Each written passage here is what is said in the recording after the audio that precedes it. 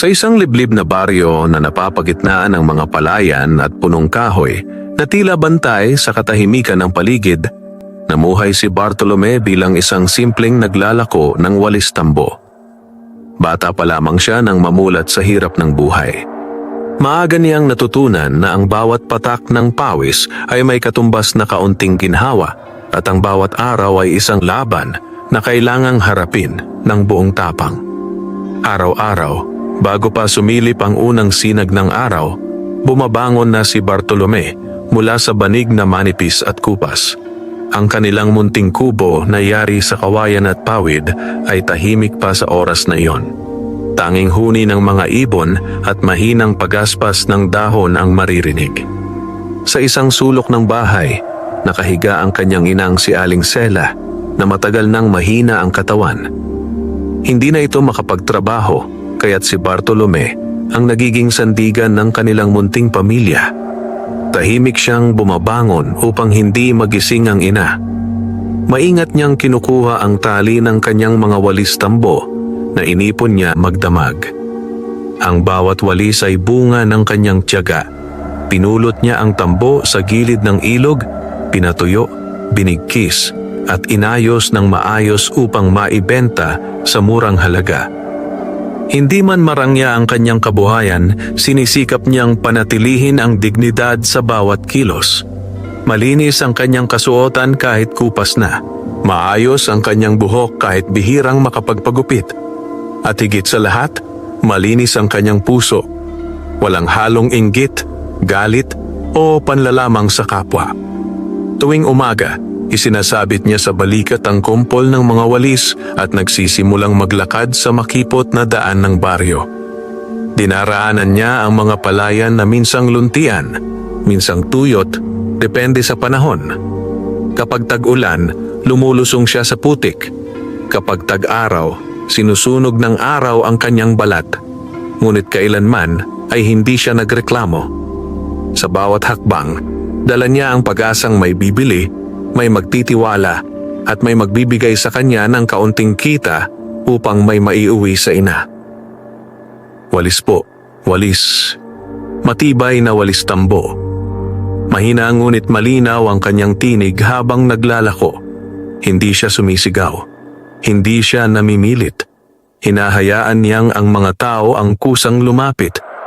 May mga araw na marami ang bumibili. May mga araw ding ni isa ay walang pumapansin.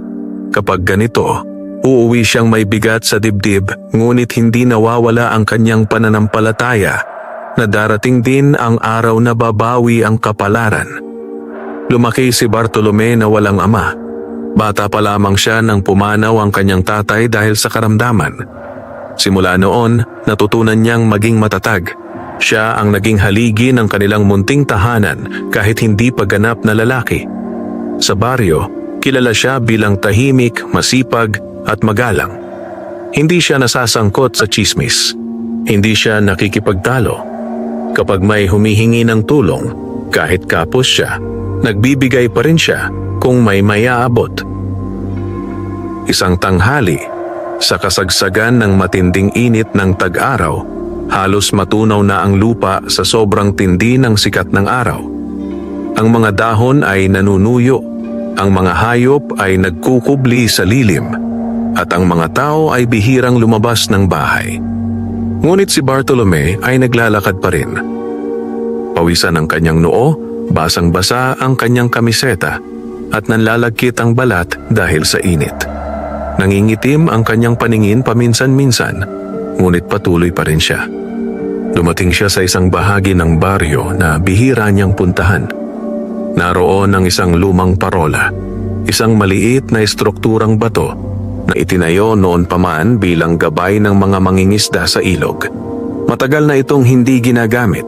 Kupas na ang pintura, may mga bitak ang pader at tinubuan na ng lumot ang paligid.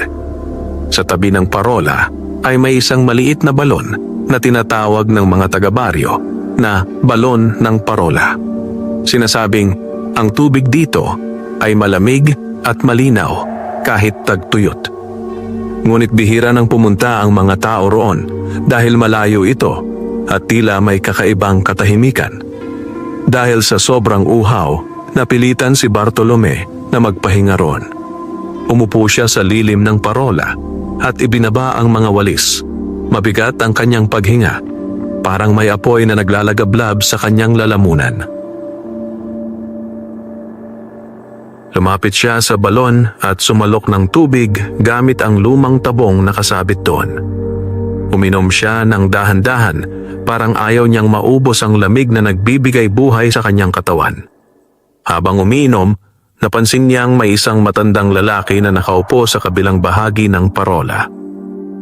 Payat ang matanda, maputi ang buhok at mahaba ang balbas na tila pilak. Nakasuot ito ng lumang damit na hindi mawari kung bago pa ba o ilang dekada nang ginagamit. Ngunit kakaiba ang kanyang anyo, malinis, maayos at tila may kakaibang liwanag sa mga mata. Tahimik lamang itong nakaupo, nakasandal sa pader at tila pagod na pagod. Nang mapansin ni Bartolome ang matanda, agad siyang lumapit. "Lolo, uhaw po ba kayo?" Mahinahon niyang tanong. Tumingin sa kanya ang matanda. May ngiti sa labi, banayad at puno ng hiwaga. "Kung maaari, iho," tugon nito sa mababang tinig. Walang pag-aalinlangan, muling sumalok si Bartolome ng tubig at inabot sa matanda. Inalalayan pa niya itong uminom upang hindi matapon. Marahang uminom ang matanda. Sa bawat lagok, tila nabubuhay muli ang kanyang mga mata. "Salamat sa iyo," wika nito matapos uminom. "Bihira na ang tulad mong may malasakit." Ngumiti si Bartolome. "Wala po iyon, lolo. Dapat lang po magtulungan." Umupo siya sa tabi ng matanda. Hindi siya nagtanong kung sino ito o saan galing. Hindi niya kailanman naging ugali ang manghimasok sa buhay ng iba. Tahimik silang nagkasama sa lilim ng parola. Tanging ihip ng hangin at huni ng kuliglig ang maririnig. Pagkaraan ng ilang sandali, muling nagsalita ang matanda. "Iho, matagal ka na bang naglalako ng walis?" "Opo, mula pa nung bata ako," sagot ni Bartolome. "Ito na lang po ang alam kong ikabubuhay." "Tila hindi ka napapagod," sabi ng matanda. "Napapagod po, lolo," tugon niya. "Pero mas nakakapagod po ang walang maipakain sa pamilya." Napatingin sa kanya ang matanda ng mas matagal, para bang sinusukat ang lalim ng kanyang puso. "May pangarap ka ba?" tanong nito. Sandaling natahimik si Bartolome. Hindi siya sanay na tinatanong ng ganito. "Gusto ko lang po na gumaling ang nanay ko," sagot niya. "At magkaroon kami ng desenteng buhay, kahit simple lang." Ngumiti ang matanda, ngunit sa ngiting iyon ay may halong lungkot at paghanga. "Iho," wika nito, "ang kabutihan ay hindi nasasayang." Hindi naunawaan ni Bartolome ang ibig sabihin nito, ngunit tumango lamang siya. Makalipas ang ilang sandali, tumayo ang matanda. "Salamat sa tubig at sa kabutihan," sabi nito. "Hindi ko ito makakalimutan." "Wala po iyon, lolo," sagot ni Bartolome. "Mag-iingat po kayo." Naglakad ang matanda palayo, papasok sa makapal na damuhan sa likod ng parola. Ilang saglit lamang ay nawala na ito sa paningin. Nagtaka si Bartolome. Hindi man lang niya napansing may daan doon, ngunit hindi na niya pinag-isipan pa. Muli niyang kinuha ang mga walis at nagpatuloy sa paglalakad. Hindi niya alam na ang simpleng pag-aabot ng tubig sa isang pagod na matanda ay magsisimula ng isang pagbabago na magpapabago sa takbo ng kanyang buhay. Sa gabing iyon, habang nakahiga siya sa tabi ng kanyang ina, hindi niya namalayang ang tadhana ay unti-unti nang gumagalaw para sa kanya. At sa katahimikan ng baryo, sa lilim ng lumang parola, isang hiwagang matagal nang natutulog ang nagsisimula ng magising. Kinabukasan, nagising si Bartolome bago pa man tumilaok ang manok. Madilim pa ang paligid at ang hanging pumapasok sa bintana ng kanilang kubo ay malamig at sariwa. Bumangon siya ng dahan-dahan at agad na tiningnan ang kanyang ina. Mahimbing pa ang tulog ni Aling Sela. Maputla ang mukha nito, ngunit may bahagyang ngiti sa labi na para bang nanaginip ng maganda. Tahimik na nagpasalamat si Bartolome na kahit paano ay maayos ang lagay nito sa gabing iyon. Lumabas siya ng bahay at nagsimulang maghanda ng mga walis. Isa-isa niyang inayos ang mga ito. Sinigurong matibay ang tali at pantay ang pagkakabigkis. Habang ginagawa ito, paulit-ulit na bumabalik sa kanyang isip ang anyo ng matandang nakilala niya sa may parola. May kakaiba sa matanda. Hindi niya maipaliwanag, ngunit parang may bigat at lalim ang mga mata nito na tila ba maraming lihim ang itinatago. Ngunit pinili niyang huwag pag-isipan iyon. Marami na siyang iniintinding problema, ayaw na niyang dagdagan pa. Matapos maghanda, nagdasal muna siya sa munting altar sa sulok ng kanilang bahay. Isang larawan ng Santo Niño, isang kandila at isang rosaryo na minanapan niya sa kanyang ama. Humingi siya ng lakas, gabay at proteksyon. Pagkatapos muli niyang isinabit sa balikat ang mga walis at naglakad palabas ng baryo. Tulad ng dati, nilibot niya ang bawat kanto at daanan. Dumaan siya sa mga bahay na yari sa kahoy, sa mga tindahang maliit, sa mga bakanteng lote na tinutubuan ng damo. Walis po, walis. Ngunit kakaiba ang araw na iyon. Halos lahat ng dinaanan niya ay may bumibili. Si Aling Rosa ay bumili ng 2 piraso. Si Mang Isko ay kumuha ng 1. Pati ang tindahang dati hindi man lang lumilingon sa kanya ay umorder ng 3 walis.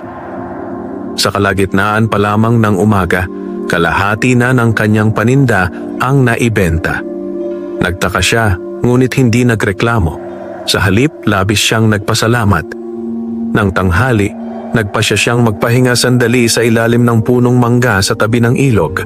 Kumain siya ng baong kanin at tuyo na inihanda ng kanyang ina noong gabi. Habang ngumunguya, napansin niyang tila mas malinaw ang paligid. Mas matingkad ang kulay ng dahon. Mas sariwa ang simoy ng hangin. Parang mas buhay ang mundo. Hindi niya alam kung dahil ba ito sa kanyang magandang kita o dahil lamang sa kanyang magandang pakiramdam. Pagdating ng hapon, halos wala nang natira sa kanyang mga walis. Bihira itong mangyari. Karaniwan, may naiuuwi pa siyang 3 o 4. Ngunit sa araw na iyon, 1 na lamang ang natira. Bitbit ang saya at pasasalamat, maaga siyang umuwi. Pagdating sa kanilang kubo, sinalubong siya ng kanyang ina. "Maaga ka ngayon, anak," sabi ni Aling Sela. "Opo, Nay," tugon niya. "Marami po akong nabenta."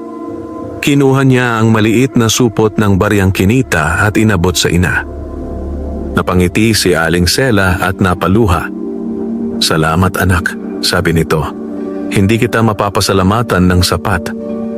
Basta gumaling lang po kayo, Nay. Masaya na ako," sagot niya. Nagluto sila ng kaunting gulay at sardinas para sa hapunan. Matagal na silang hindi nakakakain ng ganito. Kadalasan ay tuyo at asin lamang. Habang kumakain, ikinuwento ni Bartolome ang nangyari sa may parola. Tahimik na nakinig ang kanyang ina. "Anak," wika nito matapos siyang magsalita. "Mag-ingat ka sa mga lugar na hindi mo kabisado. Maraming hiwaga sa mundo." "Opo, Nay," sagot niya. "Pero mabait naman po ang matanda." Tumango si Aling Sela, ngunit may bahagyang pag-aalala sa kanyang mga mata. Nang gabing iyon, maagang natulog si Bartolome. Pagod ang kanyang katawan, ngunit magaan ang kanyang loob. At doon nagsimula ang kanyang kakaibang panaginip. Sa kanyang panaginip, muli niyang nakita ang lumang parola. Ngunit sa pagkakataong ito, maliwanag ito. Nagliliwanag ang pader, parang ginto. Ang paligid ay puno ng bulaklak at punong hindi niya kailanman nakita. Sa gitna ng liwanag, naroon ang matandang lalaki. Ngunit hindi na ito mukhang mahina. Matikas ang tindig nito. Malinis ang kasuotan. Ang buhok at balbas ay kumikislap na parang pilak sa ilalim ng araw. "Bartolome," tawag nito. Nagulat siya. Hindi niya alam kung paano nalaman ng matanda ang kanyang pangalan. "Lolo," tugon niya. "Hindi lahat ng nakikita mo ay tulad ng inaakala mo." sabi ng matanda. May mga bagay na nakatago sa likod ng karaniwang anyo. Lumapit ito sa kanya at iniabot ang isang maliit na supot na yari sa tela. Ingatan mo ito, wika nito. Hindi ito kayamanan sa panlabas na anyo, kundi sa loob. Tinanggap ni Bartolome ang supot, ngunit bago pa man niya ito mabuksan, biglang lumiwanag ang paligid. Nagising siya ng pawisan at hingalin. Madilim pa ang paligid. Tahimik ang buong baryo. Umupo siya sa banig at hinimas ang kanyang dibdib. Panaginip lang, bulong niya. Ngunit may kakaiba. Sa tabi ng kanyang higaan, may isang maliit na supot na yari sa telang kulay kayumanggi. Napatitig siya rito, hindi makapaniwala. Dahan-dahan niyang dinampot ang supot. At sa sandaling iyon, nagsimula niyang maramdaman na ang kanyang buhay ay tuluyan ng papasok sa isang bagong yugto. Matagal na nakaupo si Bartolome sa gilid ng kanyang higaan. Hawak ang maliit na supot na kulay kayumanggi. Tahimik ang paligid, tanging huni ng kuliglig at mahinang pagaspas ng hangin ang maririnig mula sa labas. Ngunit sa loob ng kanyang dibdib, parang may malakas na tambol na patuloy na tumitibok. Hindi niya malaman kung matutuwa ba siya o matatakot. Paulit-ulit niyang tinitingnan ang supot. Matibay ang tahi, malinis ang pagkakagawa at tila bagong-bago. Kahit wala naman siyang maalalang may nagbigay sa kanya nito. Panaginip lamang iyon. Iyon ang paulit-ulit niyang sinasabi sa sarili. Ngunit paano naging totoo ang supot? Dahan-dahan siyang huminga ng malalim. Inalala niya ang mga payo ng kanyang ina. Huwag magpadalos-dalos, laging mag-isip bago kumilos. Maingat niyang binuksan ang tali ng supot. Sa loob nito ay may 3 bagay. Isang maliit na bato na kulay asul, kasing laki ng butil ng mais. Isang piraso ng lumang papel na tila tinupi ng maraming beses. At isang munting butil na kahawig ng binhi. Hinawakan niya ang bato. Malamig ito sa palad, ngunit may kakaibang init sa kaibuturan, parang may sariling buhay. Kapag itinutok niya ito sa ilaw ng lampara, tila may kumikislap na mumunting liwanag sa loob. Sumunod niyang binuksan ang papel. Maingat niyang inunat ang mga tiklop. Nakasulat doon ang ilang salita sa lumang sulat kamay. Ang kayamanan ay hindi laging ginto at pilak. Ang tunay na yaman ay bunga ng tiyaga, kabutihan at pananampalataya. Alagaan ang binhi, sundin ang puso at huwag kalimutan ang pinagmulan. Binasa niya ito ng ilang ulit. Hindi niya lubos maunawaan ang kahulugan, ngunit ramdam niyang mahalaga ang mensahe. Huli niyang tiningnan ng munting binhi. Kayumanggi ito, makinis at parang karaniwang buto lamang. Ngunit kapag hinawakan niya, may bahagyang panginginig na parang may pulso. Nang biglang may marinig siyang pag-ubo mula sa kabilang dulo ng silid, agad niyang itinago ang supot sa ilalim ng kanyang unan. Nagising ang kanyang ina. "Anak?" tawag ni Aling Sela. "Opo, Nay," sagot niya. "Maaga ka yata nagising," sabi nito. "Opo po," tugon niya. "May konti lang pong inasikaso." Hindi na nagtanong ang kanyang ina. Sanay na ito sa pagiging masipag ng anak. Bumangon si Bartolome at nagsimulang maghanda para sa araw. Ngunit hindi mawala sa kanyang isip ang supot. Habang naghahanda ng mga walis, habang naglalakad sa baryo, habang naglalako, palagi niyang nararamdaman ang bigat nito sa kanyang bulsa. Hindi pisikal na bigat, kundi bigat ng hiwaga. Muli siyang naglakad sa parehong mga daan. Ngunit muli, kakaiba ang araw. Parang mas magaan ang kanyang katawan. Hindi siya gaanong napapagod. Kahit tanghaling tapat, hindi siya agad hinihingal. At muli, mabilis na naubos ang kanyang paninda. May mga taong kusa pang lumalapit sa kanya. "Bartolome, may walis ka pa ba?" tanong ni Mang Tino. "Meron pa po," sagot niya. "Sa'yo na ako bibili. Matibay ang gawa mo," sabi nito. Ngumiti lamang si Bartolome. Sa loob-loob niya, nagsisimula na siyang magtaka. Hindi naman nagbago ang kanyang paraan ng paggawa. Hindi rin nagbago ang kanyang presyo. Ngunit tila mas pinapaboran siya ng mga tao. Nang hapon, nagpasya siyang subukan ng isang bagay. Dumiretso siya sa maliit na bakanting lupa sa likod ng kanilang kubo. Matagal na itong hindi natataniman. Mabato at tuyot ang lupa roon. Doon niya dinala ang munting binhi. Lumuhod siya at nagsimulang maghukay gamit ang kanyang kamay. Hindi kalakihan ng butas, sapat lamang upang maibaon ang buto. Bago niya ito itanim, sandali siyang nagdasal. Humingi siya ng gabay, hindi para yumaman, kundi para magkaroon ng sapat na lakas na magpatuloy sa buhay. Maingat niyang inilagay ang binhi sa lupa at tinabunan. Pagkatapos, kumuha siya ng tubig at diniligan ito. Walang himala, walang liwanag, walang kakaibang tunog. Parang karaniwang pagtatanim lamang. Ngunit nang tumayo siya, may kakaibang kapayapaan siyang naramdaman. Kinagabihan, ikinuwento niya sa kanyang ina ang tungkol sa panaginip at sa supot. Tahimik na nakinig si Aling Sela. "Anak," wika nito matapos niyang magsalita. "Kung galing man iyan sa mabuting nilalang, huwag mong abusuhin. Kung galing man sa hindi mabuti, huwag mong hayaang sakupin ang puso mo." "Opo, Nay," sagot niya. "Nasa iyo pa rin ang desisyon kung paano mo gagamitin ang anumang biyayang dumating sa iyo." Dagdag nito. Niyakap niya ang kanyang ina. Sa gabing iyon, muli siyang nanaginip. Ngunit ngayon, hindi na parola ang kanyang nakita. Isang punong kahoy. Malaki, matibay, at hitik sa bunga. Sa lilim nito, may mga taong nakangiti, busog at payapa. At sa ilalim ng punong iyon, nakita niya ang sarili. Nakayuko, naglilinis ng walis, patuloy na nagtatrabaho. Nang magising siya, alam niyang ang supot ay hindi basta regalo. Ito ay isang pagsubok, isang paanyaya sa mas malalim na paglalakbay ng kanyang buhay. Lumipas ang ilang araw na walang malaking pagbabago sa buhay ni Bartolome. Araw-araw, maaga pa rin siyang gumigising. Araw-araw, bitbit pa rin niya ang kanyang mga walis. Araw-araw, naglalakad pa rin siya sa parehong mga daan, sa ilalim ng parehong araw, sa gitna ng parehong alikabok at hangin.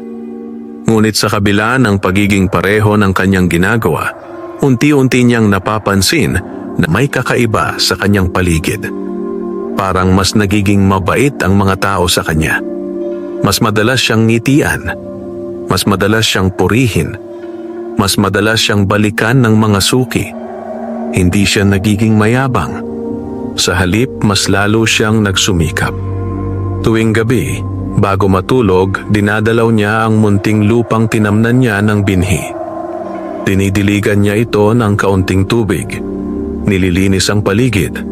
Inaalis ang mga damong tumutubo. Isang umaga, habang nagdidilig siya, may napansin siyang kakaiba. May maliit na usbong na sumisilip mula sa lupa.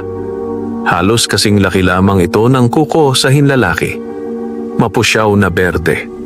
Marupok at tila kayang matangay ng hangin. Napatigil si Bartolome. Napaluhod siya sa tuwa.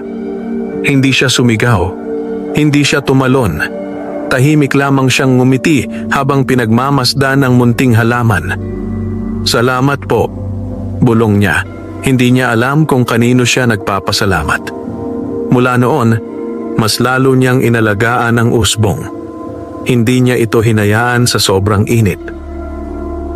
Gumawa siya ng munting bubong mula sa dahon ng saging. Kapag umuulan, sinisigurado niyang hindi ito nalulunod sa tubig.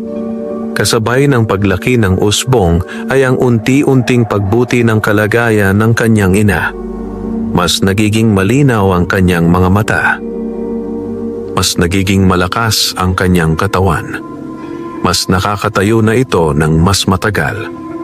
Isang hapon, Nagulat si Bartolome nang makitang nagwawalis ang kanyang ina sa loob ng bahay.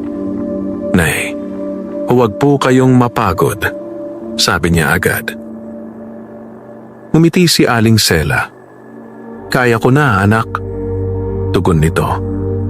"Parang gumagaan ang katawan ko araw-araw." Napatingin si Bartolome sa likod bahay, sa direksyon ng munting halaman. Hindi niya masabi, ngunit parang may ugnayan ang lahat. Sa baryo, nagsimula ring mapansin ang kanyang pagangat. Maswerte yata si Bartolome, bulong ng ilan. Parang lagi siyang may biyaya, sabi ng iba. Ngunit hindi siya nagbago. Patuloy pa rin siyang naglalakad ng nakayapak kung minsan. Patuloy pa rin siyang nagbibigay ng libreng walis sa mga matatandang walang pambili. Patuloy pa rin siyang tumutulong sa mga kapitbahay kapag may kailangan. Isang araw, may dumating na balita sa baryo. May darating daw na mga ngalakal mula sa bayan. Bibili raw ito ng maramihang walis. Mataas daw magbigay ng presyo. Agad na nag-ingay ang baryo. Maraming nagwalis. Maraming naghanda. Maraming umasa. Si Bartolome ay tahimik lamang. Nagpatuloy siya sa kanyang normal na paggawa. Hindi siya nagimbak ng sobra. Hindi siya nangutang para makagawa ng mas marami. Sapat lamang ang kanyang ginawa. Nang dumating ang mga ngalakal, nagtipon ang mga tao sa plaza. May dala itong karwahe at 2 katulong. Mukha itong mayaman at sanay sa negosyo. Isa-isang sinuri ang mga walis. Marami ang tinanggihan. Marami ang binarat. Marami ang umuwi na bigo. Nang dumating ang pagkakataon ni Bartolome, maingat niyang inilatag ang kanyang mga walis. Tahimik na pinagmasdan ng mga ngalakal ang mga ito. Hinawakan.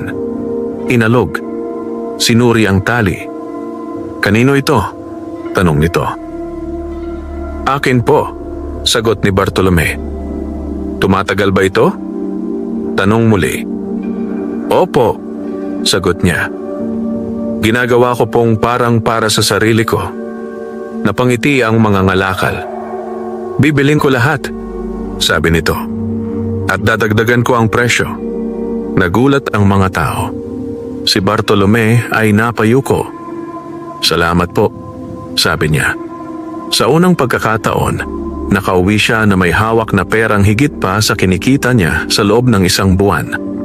Ngunit sa halip na gastusin agad, itinabi niya ang karamihan. Inayos ang bubong ng bahay. Bumili ng gamot para sa ina. At nagtabi para sa kinabukasan. Sa gabing iyon, muli niyang binisita ang munting halaman. Mas matangkad na ito ngayon. Mas matibay. Mas luntian. Hinaplos niya ang mga dahon nito.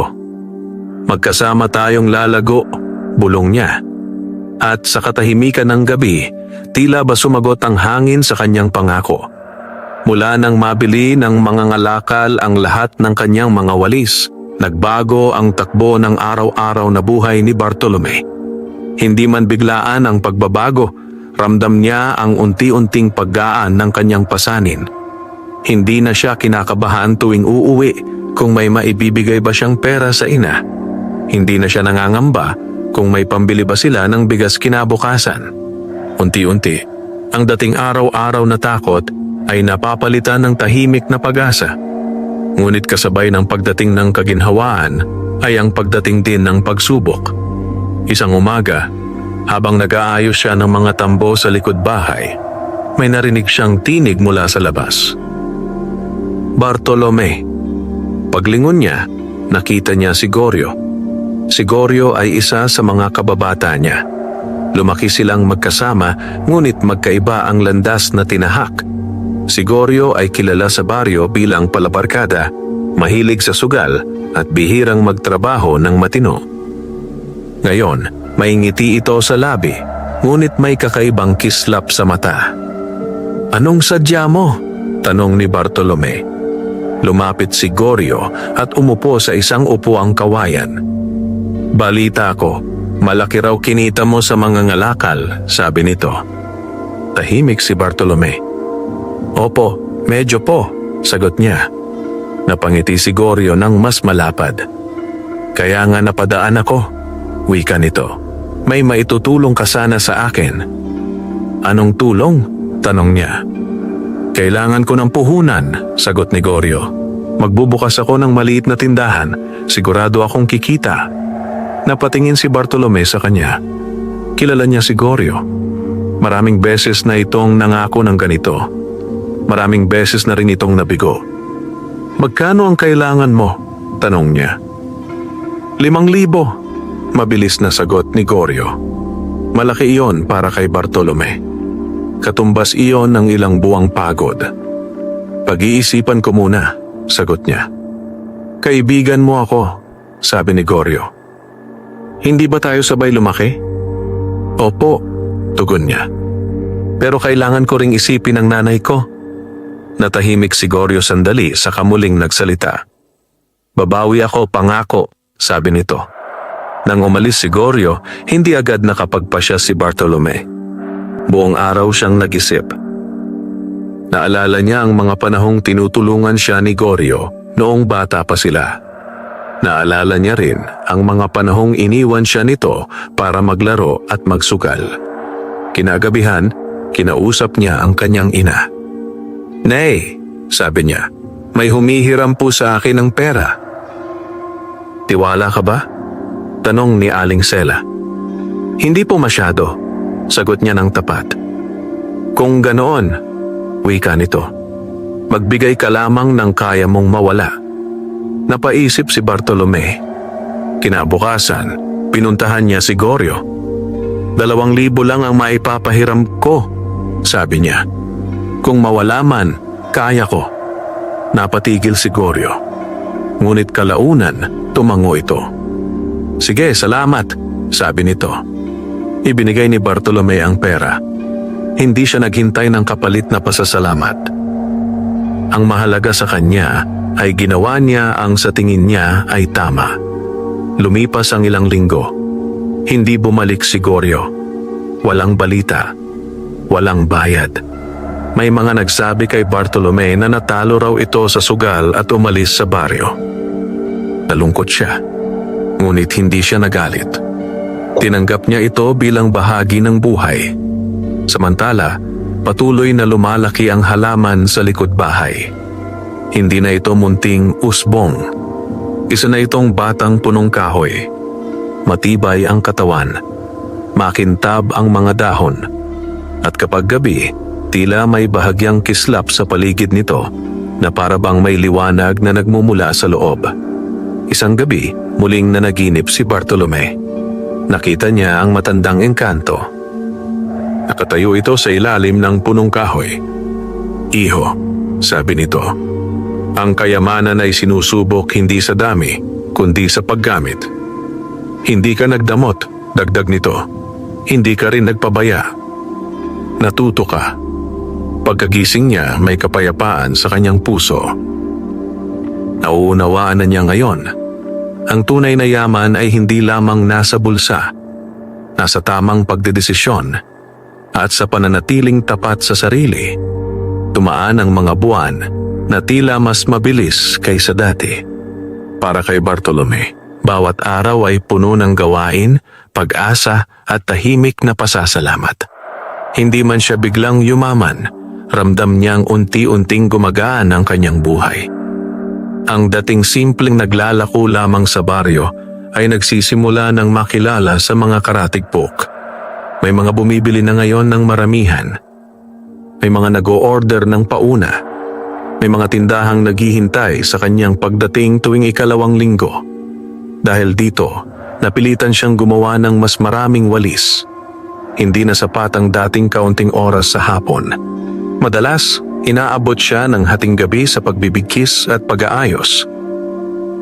Ngunit hindi siya nagrereklamo. Sa bawat pagod, naiisip niya ang mukha ng kanyang ina na mas malinaw na ngayon ang ngiti. Mas malakas na si Aling Sela. Nakakalakad na ito nang walang tungkod.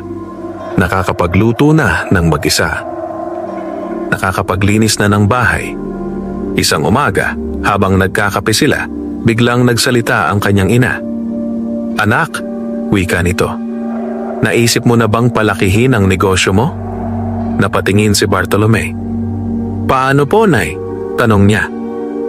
"Hindi ka na lang maglalako," sagot nito. "Baka pwede kang gumawa ng mas marami at ipagbili sa bayan." Napaisip siya. Matagal na niyang iniisip iyon, ngunit natatakot siyang sumugal. "Wala po akong kariton," sabi niya. "Wala rin akong puhunan." Ngumiti si Aling Sela. "May ipon ka na," tugon nito.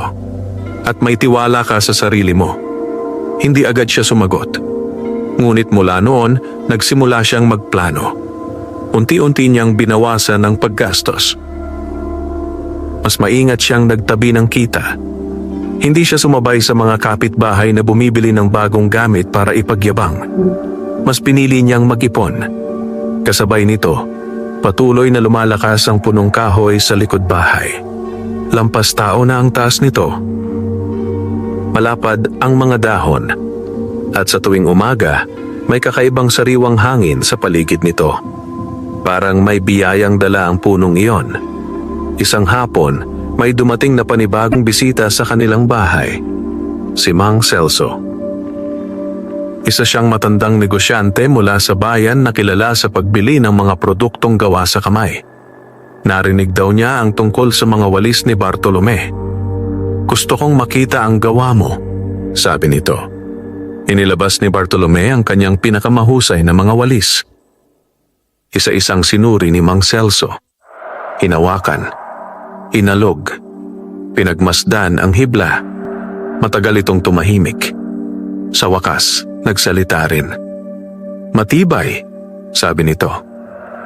"At maayos ang pagkakagawa." "Salamat po," sagot ni Bartolome. "Kaya mo bang gumawa ng 100 sa loob ng 2 linggo? Tanong nito.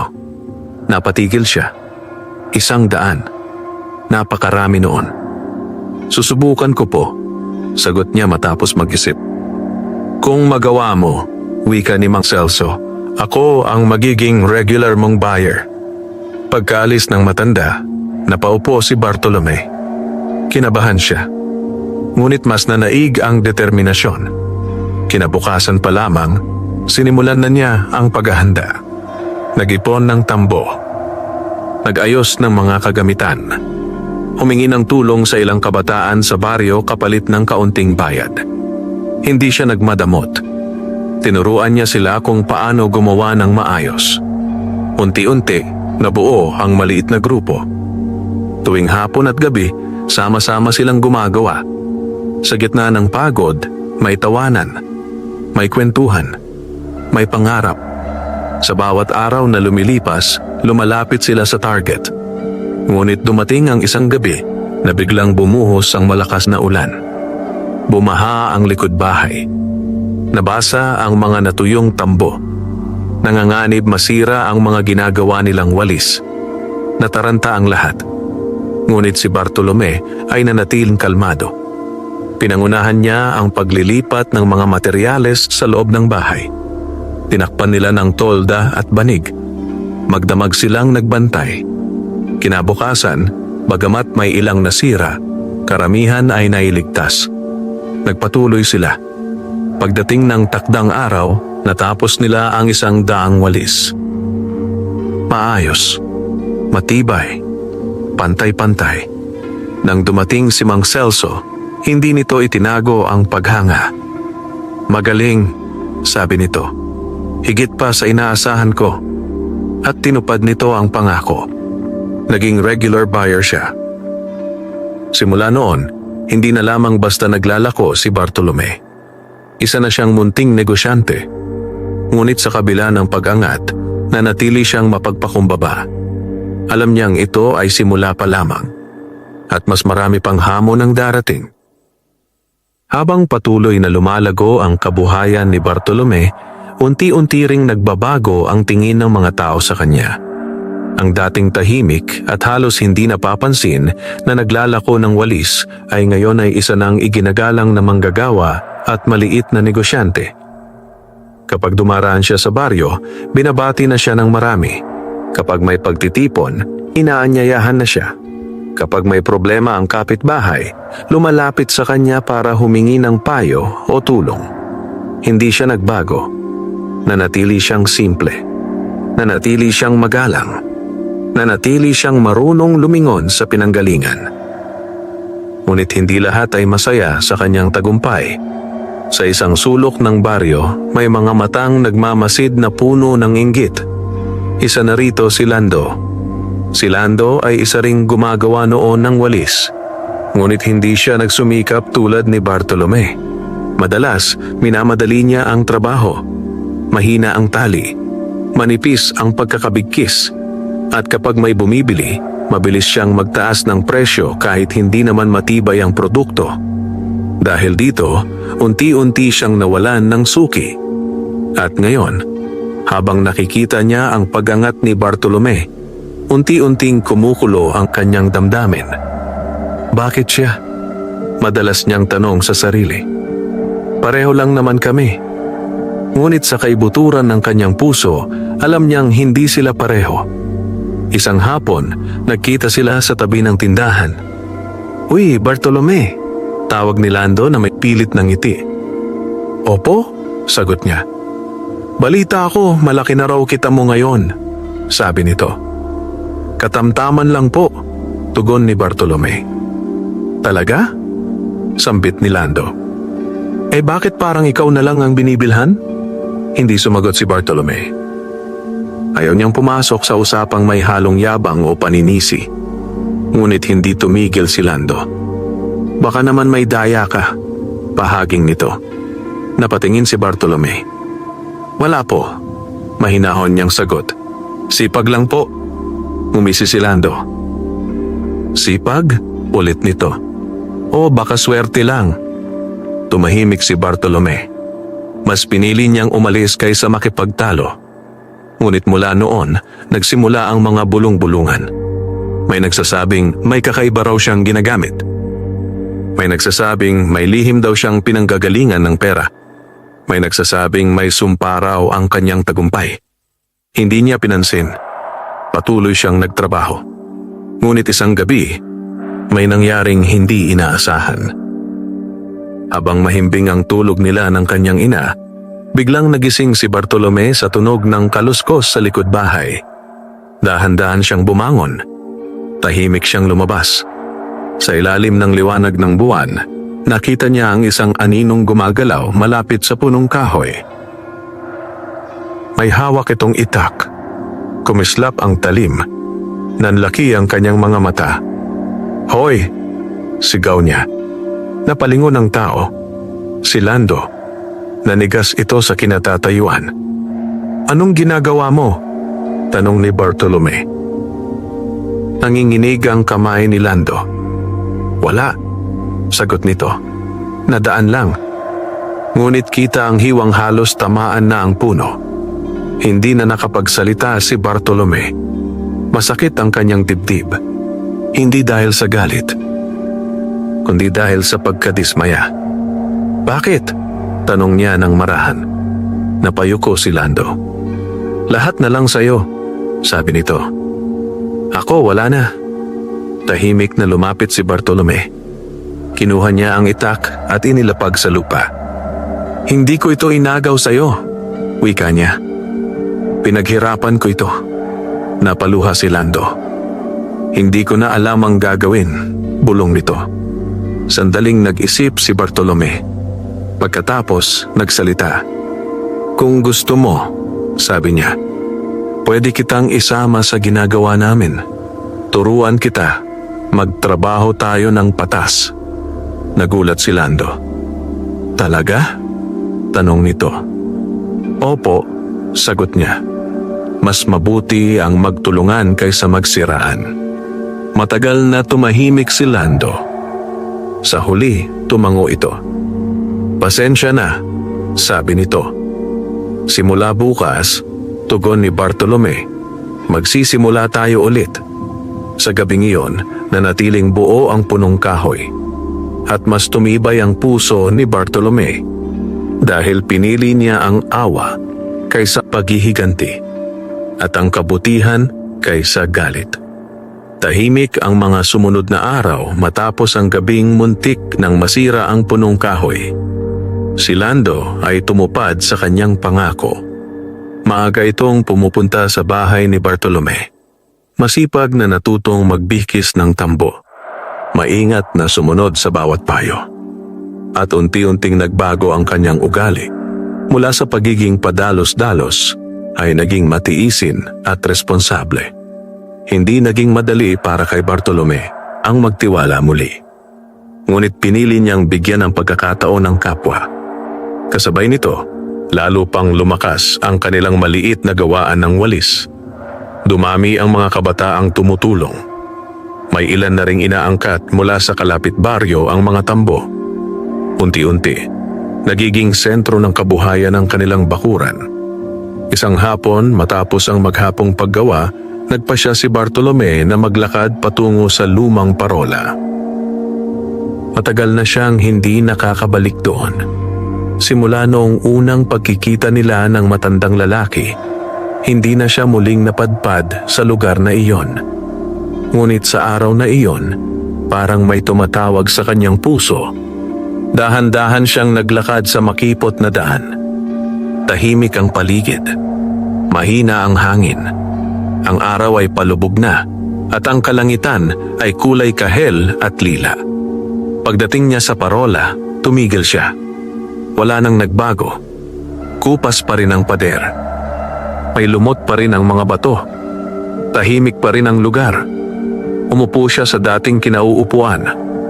Napatingin siya sa balon. Mula roon siya unang uminom. Mula roon, nagsimula ang lahat.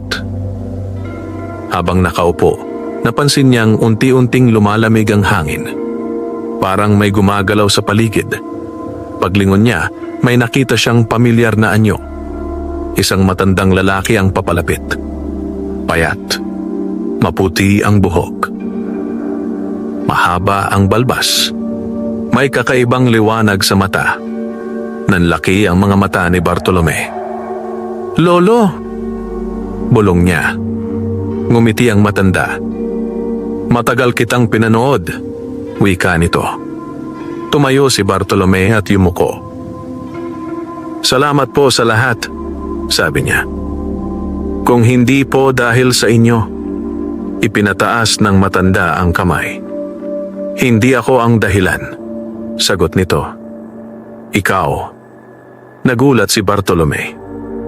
"Ang binhi," patuloy ng matanda, "ay sumibol dahil inalagaan mo. Ang biyaya ay lumago dahil hindi mo inabuso." Umupo ang matanda sa tabi niya.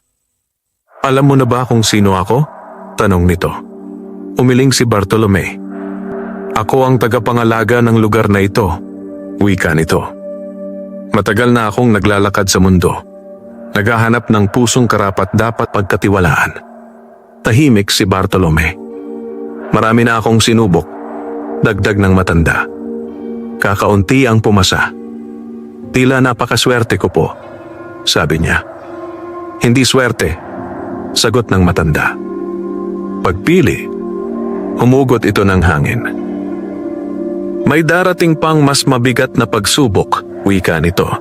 "Hindi pera, hindi inggit, kundi ang konsensya mo." Napatingin si Bartolome. "Darating ang panahong pipili ka," sabi ng matanda, "sa pagitan ng mabilis na yaman at tamang daan. Kapag dumating iyon, alalahanin mo ang punong kahoy." Tumango siya. "Handa ka na," wika ng matanda. Unti-unti, naglaho ang anyo nito na parang usok sa hangin. Naiwan si Bartolome na mag-isa. Tahimik, ngunit puno ng pag-unawa.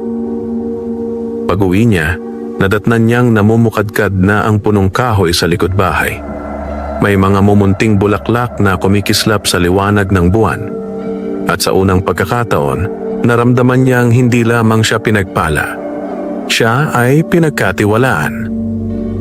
Lumipas ang ilang linggo matapos ang muling paglitaw ng matandang engkanto. Hindi sinabi ni Bartolome kanino man ang tungkol sa kanilang pagkikita. Itinago niya iyon sa kanyang puso tulad ng isang sagradong paalala. Ngunit araw-araw, sariwa sa kanyang isip ang babala. Darating ang panahon ng pagpili. At hindi nagtagal, dumating nga iyon. Isang umaga, habang abala sila sa paggawa ng mga walis, may dumating na 3 lalaki sakay ng isang malaking sasakyan. Makintabang pintura, malalaki ang gulong, halatang galing sa mayamang lugar. Huminto ang sasakyan sa harap ng bahay ni Bartolome.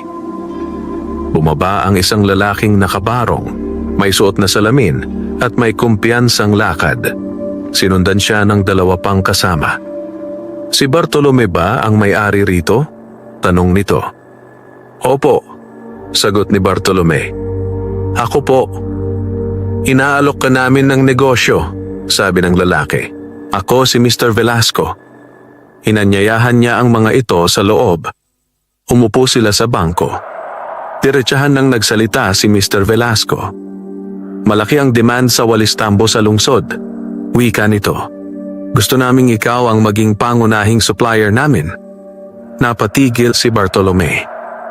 Ilang piraso po? Tanong niya. 5,000 kada buwan, sagot nito. Nanlaki ang kanyang mata. Halos hindi niya ma-imagine ang ganong dami. At ang bayad? Tanong niya. Ngumiti si Mr. Velasco. Ibinanggit nito ang halagang halos ikahilo ni Bartolome. Kung tatanggapin niya iyon, maaari na silang lumipat sa mas malaking bahay. Maaari na siyang bumili ng lupa. Maaari na niyang ipagamot ng lubos ang kanyang ina. Maaari na siyang magpahinga sa hirap. Ngunit may kasunod. May kondisyon, sabi ni Mr. Velasco. Ano po yon? Tanong niya. Kailangan nating pababain ang gastos, sagot nito. Mas mabilis ang produksyon, mas murang materyales, hindi na kailangang sobrang tibay. Tahimik si Bartolome. Hindi naman mapapansin ng karamihan, dagdag nito. Basta mukhang maayos.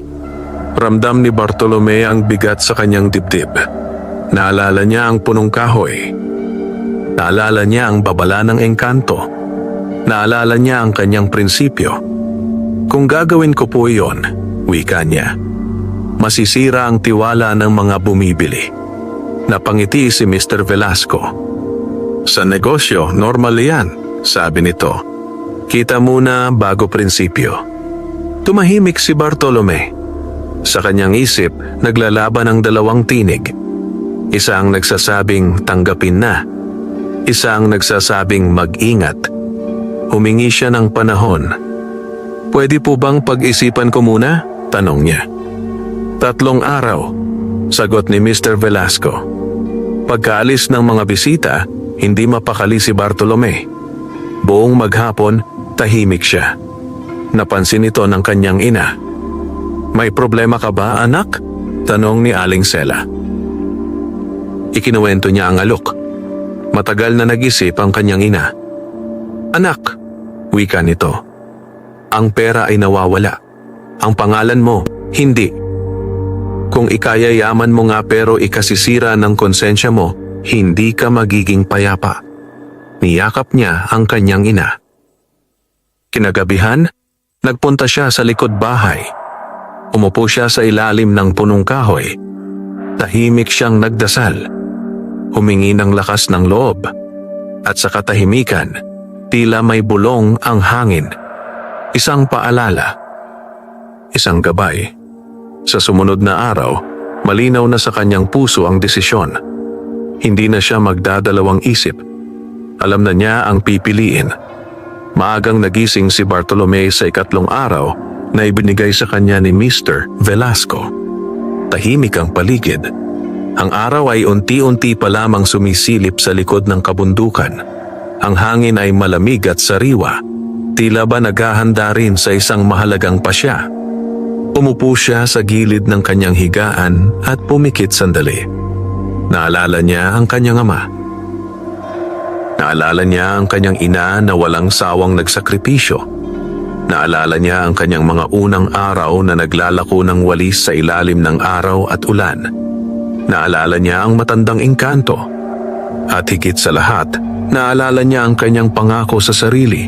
na hinding-hindi niya ipagpapalit ang dangal sa kahit anong halaga. Pagkatapos magdasal, tumayo siya at nagsimulang maghanda. Hindi siya kabado.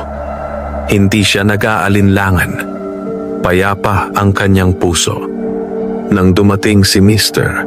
Velasco kasama ang kanyang mga tauhan, sinalubong sila ni Bartolome ng may galang. "Inaabangan ko ang sagot mo," sabi ni Mr. Velasco. "Opo," tugon ni Bartolome. "May desisyon na po ako." Umupo sila sa ilalim ng punong kahoy. Tahimik ang paligid. "Hindi ko po matatanggap ang alok ninyo sa kondisyon na pababain ang kalidad," maring sabi ni Bartolome. "Mas mahalaga po sa akin ang tiwala ng tao kaysa malaking kita." Napakunot ang noo ni Mr. Velasco. "Sigurado ka?" tanong nito. "Sayang ang oportunidad." "Opo," sagot niya. "Sigurado po ako." Sandaling tumahimik ang lalaki. Pagkatapos, bigla itong ngumiti. "Akala ko'y tatanggihan mo," sabi nito. Nagulat si Bartolome. "Iyon ang tunay na pagsubok," dagdag ni Mr. Velasco. "May iba akong supplier na pumayag agad, ngunit ikaw lang ang tumanggi. Sa totoo lang," patuloy nito, "mas gusto namin ang mga taong may prinsipyo. Binago ko lang ang kondisyon para makita ang ugali mo." Nanlaki ang mata ni Bartolome. "Ibig sabihin po, tatanggapin namin ang produkto mo sa mataas na kalidad," sagot nito. "Mas mataas pa ang bayad." Napaupo si Bartolome sa gulat at tuwa. "Hindi ka namin sasagutin sa murang materyales," dagdag ni Mr. Velasco. "Gusto naming pangalan mo ang tatak." Hindi siya agad nakapagsalita. Napaluha ang kanyang mga mata. "Salamat po," bulong niya. Mula noon, tuluyan nang lumago ang negosyo ni Bartolome. Nakapagpatayo sila ng mas maayos na bahay. Nakabili siya ng maliit na lupa. Nakapagpagamot ng lubos ang kanyang ina hanggang sa tuluyan itong gumaling. Nakapagbigay siya ng trabaho sa maraming taga-baryo. Ang dating tahimik na bakuran ay naging sentro ng kabuhayan. Ngunit sa kabila ng lahat, hindi siya nagbago. Patuloy pa rin siyang gumigising ng maaga. Patuloy pa rin siyang gumagawa ng walis paminsan-minsan. Patuloy pa rin siyang bumibisita sa punong kahoy. Isang gabi, habang nakaupo siya sa ilalim nito, muling lumitaw ang matandang engkanto. Ngumiti ito. "Natupad mo ang tungkulin mo," wika nito. "Salamat po," sagot ni Bartolome. "Hindi dahil sa akin," tugon ng matanda, "dahil sa iyo." Unti-unti itong naglaho. At sa gabing iyon, namunga ang punong kahoy sa unang pagkakataon. Ang mga bunga nito ay hindi ginto, hindi pilak, hindi hiyas, kundi liwanag sa puso ng mga taong natulungan ni Bartolome. Paglipas ng mga taon, nakilala siya hindi bilang mayaman, kundi bilang tapat, hindi bilang makapangyarihan, kundi bilang mapagkalinga. At sa bawat walis na kanyang ginawa, sa bawat taong kanyang tinulungan, nanatiling buhay ang alamat ng isang lalaking nagsimula sa tambo at nagtapos sa dangal. Iyon ang tunay na kayamanan. Lumipas ang maraming taon mula nang marating ni Bartolome ang rurok ng kanyang tagumpay. Ang baryong dati tahimik at salat sa pagkakataon ay unti-unting nagbago. May mga bagong bahay na yari sa matitibay na materyales. May maliit na pamilihan. May paaralang itinayo sa tulong ng kanyang pondo. May klinikang nagbibigay ng libreng gamutan sa mahihirap. Ngunit sa kabila ng lahat ng pagbabagong ito, nanatiling payak ang pamumuhay ni Bartolome. Ang kanyang bahay ay malinis at maayos, ngunit hindi marangya. May sapat na espasyo, sapat na liwanag at sapat na katahimikan. Mas pinili niyang mamuhunan sa kapakanan ng iba kaysa sa labis na luho para sa sarili. Pumanaw si Aling Sela sa payapang paraan, sa edad na puno ng pasasalamat at pagmamahal. Sa huling sandali nito, hawak ang kamay ng anak, may ngiti sa labi. "Natupad mo ang buhay mo, anak," bulong nito. "Hindi ka lang nagtagumpay, nagbigay ka rin ng pag-asa. At iyon ang mga salitang baon ni Bartolome hanggang sa huli. Hindi siya nag-asawa. Hindi dahil wala siyang nagmahal. Marami ang humanga sa kanyang kabutihan at katatagan. Ngunit pinili niyang ialay ang kanyang buhay sa paglilingkod sa komunidad. Para sa kanya, ang baryo ang kanyang pamilya. Habang tumatanda, unti-unti niyang ipinasa ang pamamahala ng negosyo sa mga kabataang tinuruan niya noon. Sina Lando, na tuluyang nagbago, at ang iba pang dating tinulungan, ang siyang naging mga bagong haligi ng gawaan. Hindi siya kumapit sa kapangyarihan. Hindi siya natakot mapalitan. Alam niyang ang tunay na leader ay marunong magtiwala. Sa likod ng kanyang bahay, patuloy na tumayong matatagang punong kahoy na itinanim mula sa mahiwagang binhi. Mas malaki na ito ngayon kaysa dati. Mas malapad ang lilim. Mas sagana ang mga dahon.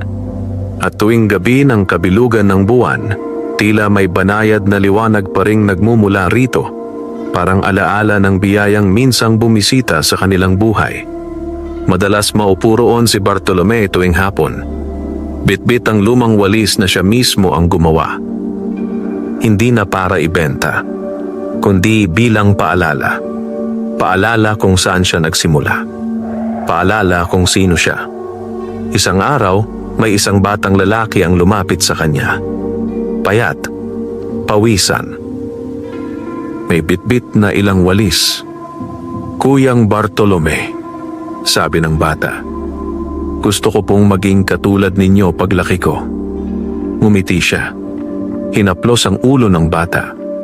"Huwag kang maging katulad ko," wika niya. "Maging mas mabuti ka pa." Tinuruan niya ang bata kung paano magbihkis ng tambo, paano mag-ipon, paano maging tapat, paano magmahal sa kapwa. At sa bawat batang natuturuan niya, sa bawat pamilyang natutulungan, sa bawat pusong nabibigyan ng lakas ng loob, patuloy na nabubuhay ang kanyang pamana. Hindi sa anyo ng yaman, hindi sa anyo ng ari-arian, kundi sa anyo ng kabutihan. Hanggang sa huling araw ng kanyang buhay, nanatiling payapa ang puso ni Bartolome. At nang siya'y pumikit sa huling pagkakataon, sa lilim ng punong kahoy, sa piling ng mga taong minahal niya, may ngiti sa kanyang labi. Dahil alam niyang ang kanyang buhay ay hindi nasayang. Ito ay naging ilaw. At ang ilaw na iyon ay magpapatuloy na magningning sa puso ng bawat taong kanyang nahawakan. Wakas.